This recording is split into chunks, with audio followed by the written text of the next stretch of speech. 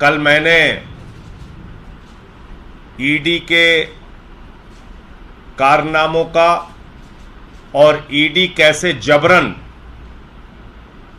Gun point पे प्रताड़ित करके, मारपीट करके, कान के पर्दे फाड़ के बयान ले रही है, इसकी सिलसिलेवार डिटेल आपके सामने रखी थी। आज जो मैं खुलासा करने जा रहा हूं वो बहुत चौंकाने वाला है और पूरी तरीके से साबित हो जाएगा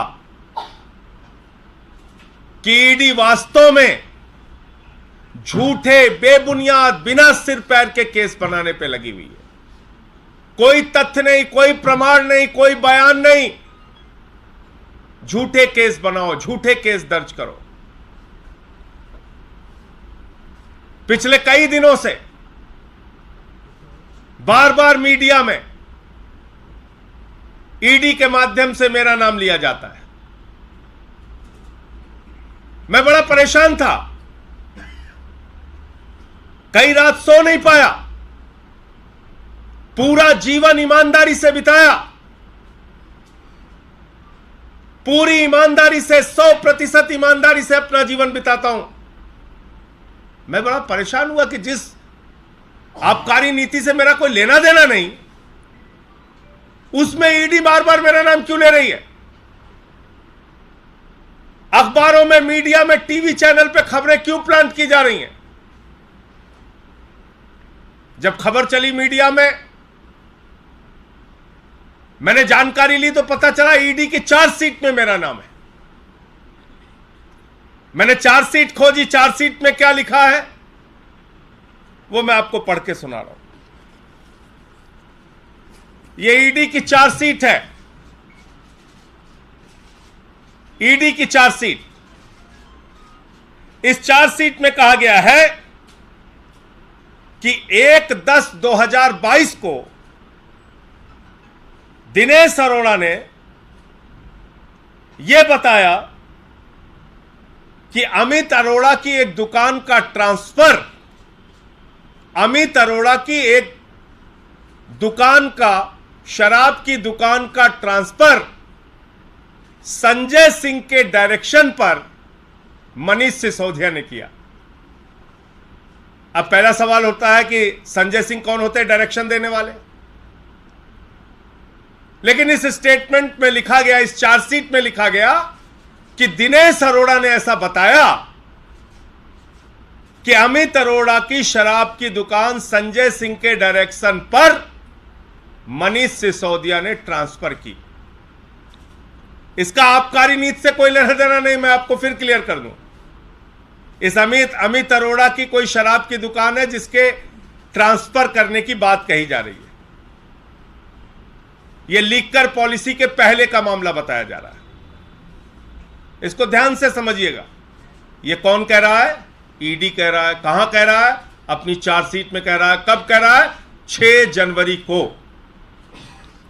6 जनवरी को, यह तारीख याद रखिएगा, 6 जनवरी को जब ईडी अपनी चार्जशीट दाखिल करता है तो उस चार्जशीट में मेरा नाम लिखता है कि मेरे डायरेक्शन पर मनीष सिसोदिया ने अमित अरोड़ा की शराब की दुकान ट्रांसफर की। अब आगे ध्यान से देखिएगा, सुनिएगा और एक एक कागजात पढ़िएगा कि किस तरीके से एक फर्जी, एक झूठी चार्जशीट, क्योंकि मैं अडानी के महाघोटाले के खिलाफ बोल रहा हूं, क्योंकि मैं नरेंद्र मोदी सरकार के भ्रष्टाचार के खिलाफ बोल रहा हूं, इसलिए कैसे यह झूठा मामला बनाया गया। अब दिनेश अरोड़ा का स्टेटमेंट दिखाता हूं आपको।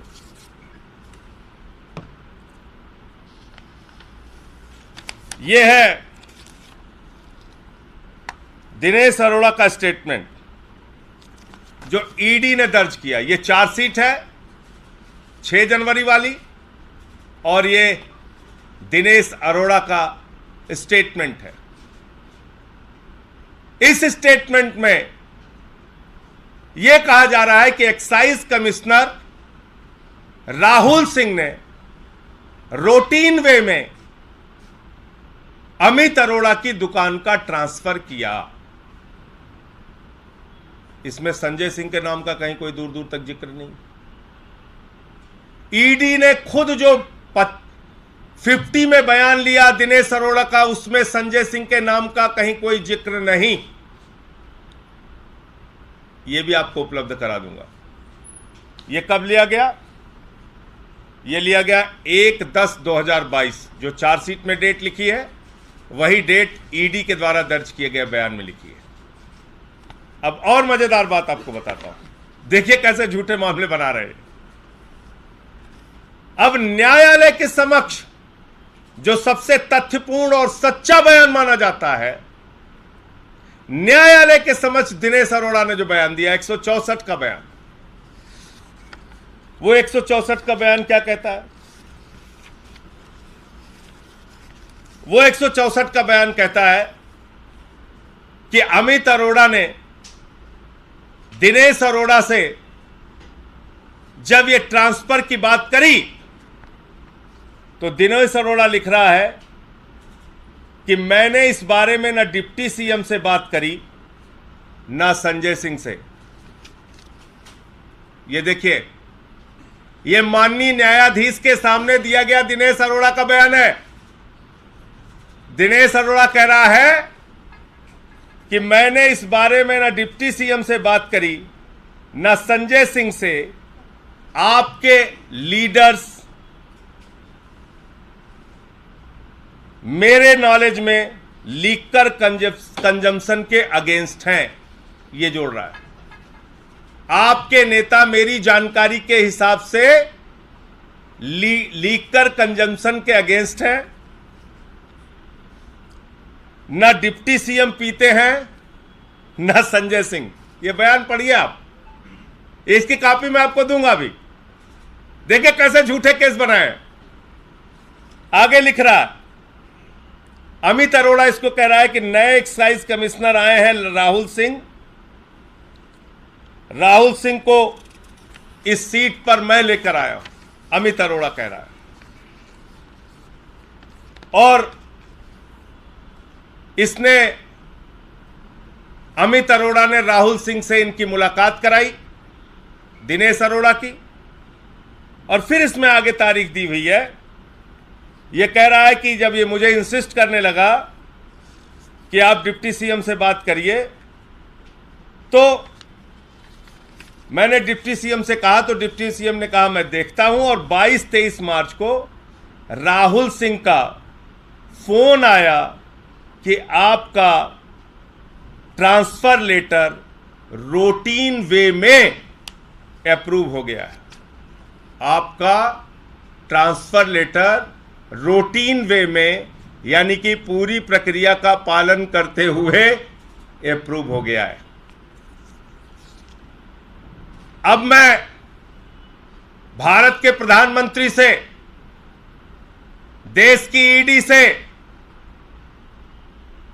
उन तमाम अधिकारियों से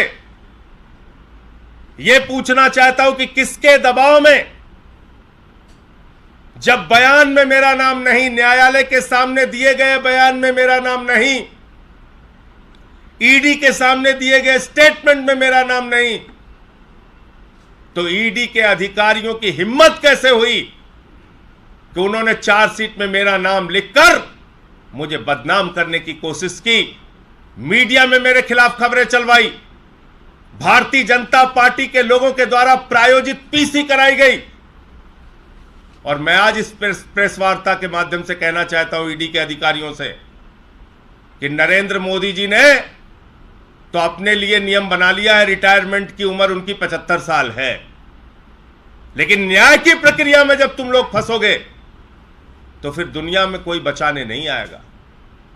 ऐसे झूठे और बेबुनियाद काम मत करो, ऐसे फर्जी बदनाम करने की कोशिश मत करो। और इसलिए क्योंकि इस झूठे चार्जशीट के आधार पर मेरे खिलाफ टीवी चैनल पे खबर चली, मेरे खिलाफ भाजपाइयों ने प्रेस वार्ता करी, मेरे खिलाफ तमाम दुष्प्रचार किया ईडी ने, इसलिए ईडी के तमाम अधिकारियों के खिलाफ, इनके डायरेक्टर एसके मिश्रा के खिलाफ, इनकी अधिकारी जिसने इस पे दस्तखत किया है भानुप्रिया के खिलाफ, इनका आईओ जोगेंद्र सिंह के खिलाफ डिफेमेशन का केस करूंगा, आपराधिक मानहानि का मुकदमा करूंगा, इनको बेनकाब करूंगा। पूरा जीवन ईमानदारी से बिताया है। मैं प्रधानमंत्री जी से कहना चाहता हूं, इस जन्म में नहीं, अगले जन्म में भी भ्रष्टाचार के एक भी सबूत और प्रमाण मेरे खिलाफ नहीं पाओगे। मैंने पूरा जीवन एक फक्कड़ की तरह ईमानदारी से बिताया है, आगे मरते दम तक उसी रास्ते पर चलूंगा। आप ये सब काम कर रहे हो, मैं खुद हैरान था कैसे नाम आ रहे हैं, कैसे कहानियां बनाई जा रही। दिनेश अरोड़ा न्यायालय के सामने बयान नहीं देता, मेरा नाम नहीं लेता। दिनेश अरोड़ा ईडी के सामने नहीं कहता कि मेरे कहने पे कोई लिकर साहब ट्रांसफर हुई, न न्यायालय के सामने कहता है, बल्कि न्यायालय के सामने तो कह रहा है कि आपके leaders Manish Sisodia, Sanjay Singh liquor consumption नहीं करते, नहीं पीते, और उसके बाद भी आपने मेरा नाम चार्जशीट में डाल दिया। तो डाला क्यों? अब इसकी क्रोनोलॉजी मैं आपको बताता हूं। ये क्यों डाला, ये क्यों दुश्मनी निभाई जा रही मुझसे, ये अब आप देखिए। 12 दिसंबर को पिछले 8 वर्षों में 3000 छापे विपक्ष के नेताओं पे मारे गए और मात्र 23 लोगों को ईडी कन्विक्ट कर पाई, मात्र 0.5%। ये ईडी 20,000 करोड़ का घोटाला करने वाली नीरव मोदी के खिलाफ क्यों चुप रहती है? संजय रावत जी हम बैठे 100 दिन जेल में रहे, मनीष सिसोदिया के घर पे आपने 14 घंटे छापेमारी की। ये मेरा संसद में दिया गया भाषण है। कब? इसमें तारीख लिखी हुई है 12 दिसंबर 2022 को। मैंने ईडी के मिसयूज के खिलाफ लोकतंत्र के सर्वोच्च मंदिर में 12 दिसंबर 2022 को यह बयान दिया कि ईडी 3000 छापेमारी करती है, मात्र 0.5% उसका कन्विक्शन रेट है। लोगों को फर्जी फंसा रही है और जेल में डाल रही है, लोगों के घरों पर फर्जी छापेमारी कर रही है और प्रताड़ित कर रही है।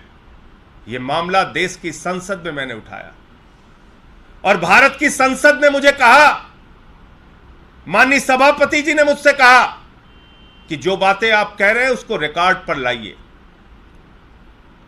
मुझे प्रिविलेज कमेटी का विशेषाधिकार समिति के द्वारा मुझसे पूछा गया कि जो बातें आप कह रहे हैं उससे संबंधित साक्ष्य लाइए। और आप देखिए, आज तो यह लगता है ईडी भारत की संसद से बड़ी हो गई। 12 दिसंबर को मैं बोलता हूं और 6 जनवरी को चार्जशीट में मेरा नाम शामिल कर दिया जाता है, जबकि 1/10/2022 के बयान में दिनेश अरोड़ा ने मेरा नाम नहीं लिया, और उसके पहले जब 164 का उसका न्यायालय के सामने बयान हुआ उसमें भी दिनेश अरोड़ा ने मेरा नाम नहीं लिया। बावजूद इसके चार्जशीट में 6 जनवरी को 12 दिसंबर के इस भाषण के बाद जबरन चार्जशीट में मेरा नाम शामिल किया जाता है। अब यह देश की संसद में बैठने वाले सांसदों को भी सोचना पड़ेगा कि क्या देश की संसद से बड़ी हो गई है ईडी। और मैं कहना चाहता हूं आज की इस प्रेस वार्ता के माध्यम से उन तमाम लोगों से, क्योंकि भारत की संसद की विशेषाधिकार समिति ने मुझसे कहा है कि जानकारी दीजिए कि ईडी कैसे फर्जी और झूठे मामले बना रहा है। मैं पूरे देश में सुनने वाले लोगों से यह कहना चाहता हूं, अगर आपके खिलाफ ईडी ने फर्जी मामले बनाए हैं, फर्जी मुकदमे बनाए हैं, कृपा करके मुझे जानकारी दीजिए। मैं वो भारत की संसद की विशेषाधिकार समिति के सामने ये पूरा विषय, आपकी पूरी जानकारी, आपके पूरे मामले को रखूंगा। तो ये था मेरा आज का जो खुलासा है, वो था। इसमें आपके द्वारा कोई प्रश्न हो, कोई सवाल हो तो आप पूछ सकते हैं।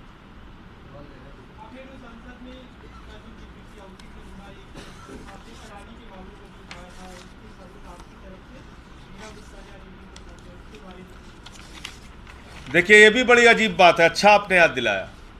ईडी को मैंने 11 बार मेल की मुलाकात करने के लिए, 11 बार मुलाकात करने के लिए उनसे समय मांगा।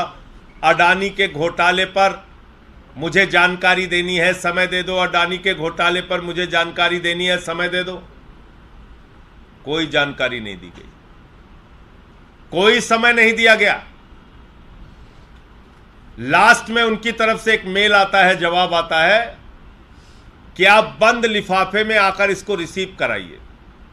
तो बड़ी मुश्किल से 2-3 महीने के जद्दोजहद के बाद ईडी का जो उड़न दस्ता है, जो रात दिन सबके यहां छापेमारी करता रहता है, वो उड़न दस्ता, ईडी का वो उड़न दस्ता 2 महीने से मुझे समय नहीं दे रहा था। 11 मेल किया, मुलाकात के लिए समय नहीं दे रहा था। बड़ी मुश्किल से आज अडानी के महाघोटाले पे 4 एपिसोड जो मैंने आपके सामने रखा था, उसकी शिकायतें रिसीव की गई हैं ईडी में। उसकी शिकायतों को उन्होंने लिया है, उसकी रिसीविंग दी है, और अगर इससे संबंधित वो कोई जांच करेंगे तो उसमें जो भी और तथ्य और जानकारी चाहेंगे वो उपलब्ध कराई जाएगी। ये है ईडी की रिसीविंग, और आज ये ईडी में रिसीव हुआ है। और कोई प्रश्न आपके? एक सवाल विपक्षी एकता के बारे में अभी तक जब अरविंद केजरीवाल जी से पूछते थे तब उनका कहना था कि कुछ दल साथ आ जाएं केवल हराने के लिए, ये पब्लिक पसंद नहीं करती है, पॉजिटिव एजेंडा होना चाहिए। लेकिन अब कल नीतीश कुमार जी मिले तो विपक्षी एकता पे सहमति जताई और कहा कि हाँ सबको साथ। देखिए, विपक्षी एकता पे जो मुद्दे उन्होंने कहा कि भाई इस देश में सबसे महाभ्रष्ट सरकार आज़ादी के बाद की चल रही है नरेंद्र मोदी जी की सरकार, ये केजरीवाल जी ने कहा। और कहा कि इसके लिए सारे लोगों को एकजुट होना होगा, एक साथ आना पड़ेगा। बाकी बातें आगे क्या तय होंगी वो समय समय पर आपको बताई जाएंगी। लेकिन कल जो मोटे मोटे तौर पे तय हुआ और बातचीत हुई, उसमें यही सहमति बनी कि भाई अब तक जितने भी, चाहे महंगाई हो, बेरोजगारी हो, काला धन का मुद्दा हो, किसानों के फसल के दाम न मिलने का मुद्दा हो, या अग्निवीर का मुद्दा हो, ये किससे जुड़ा हुआ है? ये भ्रष्टाचार से जुड़ा हुआ है। इतनी लूट और भ्रष्टाचार हो रहा है कि लोगों के बैंक खाली हो रहे हैं, भारत की संपत्तियां बिक रही हैं। इतना लूट और भ्रष्टाचार इस सरकार ने कर रखा है कि भ्रष्टाचार का केंद्रीकरण हो गया, लाखों करोड़ की लूट हो रही है। आज बेरोजगारी से लेकर महंगाई तक के पीछे कारण है भ्रष्टाचार। तो इसलिए इस मुद्दे पर एकजुटता की बात उन्होंने कही है, विपक्ष के लोगों को एक साथ आने की बात कही।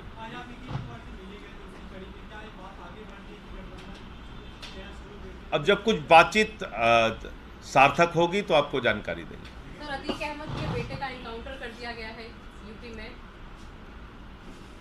देखिए, अभी मैं जब आ रहा था इस प्रेस वार्ता में तब ये जानकारी मुझे मिली। ये एनकाउंटर कैसे हुआ, किन कारणों से हुआ, उसका पूरा पक्ष उत्तर प्रदेश पुलिस प्रशासन को सामने रखना चाहिए।